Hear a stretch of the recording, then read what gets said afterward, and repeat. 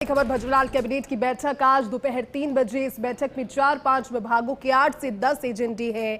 कर्मचारियों के वेतन विसंगति परीक्षण की खेमराज कमेटी सिफारिशों के अनुमोदन, इसके अलावा रिपोर्ट को सार्वजनिक करने और उसका अनुमोदन करने के आस, साथ ही इसे लेकर विचार विमर्श या फिर निर्णय भी संभव है।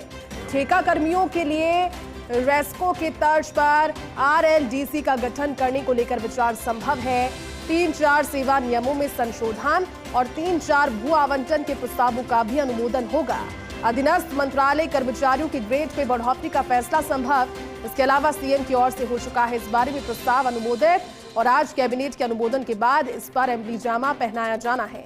संसाप अधिकारी की ग्रेड पे 6000 से बढ़ाकर 6600 करने का प्रस्ताव। इसके अलावा खनन नीति, हीलिंग इन पॉलिसी का अनुमोदन भी संभव। राइजिंग राजस्थान इन्वेस्टमेंट राजस्थान के मद्देनजर उद्योगों को रियायत दी जा सकती है और रियायत के इन प्रस्तावों का भी अनुमोदन संभव है। उद्योगों को जमीन आवंटन सहित अन्य प्रकरणों में छूट का अनुमोदन भी संभव है। इसके अलावा राजस्थान को ऊर्जा क्षेत्र में आत्मनिर्भर बनाने के लिए ऊर्जा उत्पादन का अनुमोदन भी संभव है। चलिए इसी खबर पर ज्यादा जानकारी के साथ हमारे associate editor doctor Rituraj Sharma इस वक्त जुड़ गए हैं फोन लाइन पर। ऋतुराज, आज भजूलाल कैबिनेट की महत्वपूर्ण बैठक है और बैठक से इसलिए उम्मीदें लोगों की जुड़ी हुई है क्योंकि कई विभागों के कई महत्वपूर्ण प्रस्ताव जिन पर सभी की नजर आज इस बैठक में होंगी। क्या आपके पास जानकारी डॉक्टर ऋतुराज? हाँ, देखिए इस बैठक में जो करीब 4 तो सेवा नियमों में संशोधन है और करीब 4 ऐसे मुद्दे हैं जो भू आवंटन से जुड़े शिथिलता से संबंधित हैं। तो उन पर विचार होकर निर्णय होगा। जो राइजिंग राजस्थान इन्वेस्टमेंट समिति है उसको लेकर भूमि और सहित कई जो शिथिलता जो रियायतें चाह रहे हैं उनको लेकर विचार यहाँ पर संभव है। इसी के साथ साथ जो बैठक में जो अन्य तरह के जो मुद्दे होते हैं वो बैठक में आएंगे जो कि मूलतः सेवा नियमों में संशोधन से जुड़े होंगे।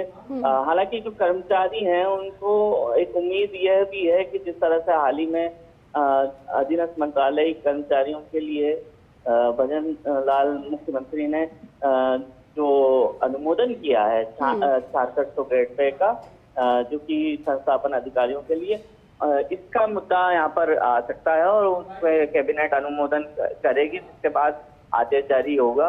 इसी तरह से एक मुद्दा है ठेका कर्मियों का, उनको रेस्को तर्ज पर एक अलग कंपनी बनाने का पिछली सरकार में भी निर्णय हुआ था लेकिन अधिसूचना जारी नहीं हुई थी और उसको लेकर भी यहाँ पर विचार करके निर्णय संभव है, ऐसी आशा जताई जा रही है कर्मचारी वर्ग से।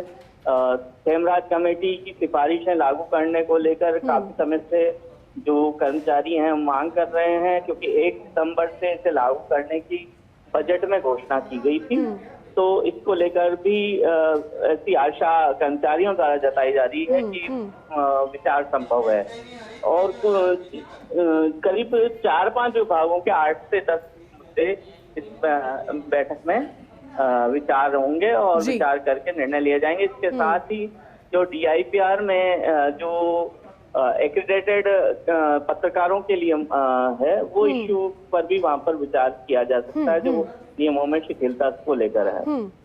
ठीक है, आपका शुक्रिया डॉक्टर ऋतुराज इस पूरी बातचीत के लिए।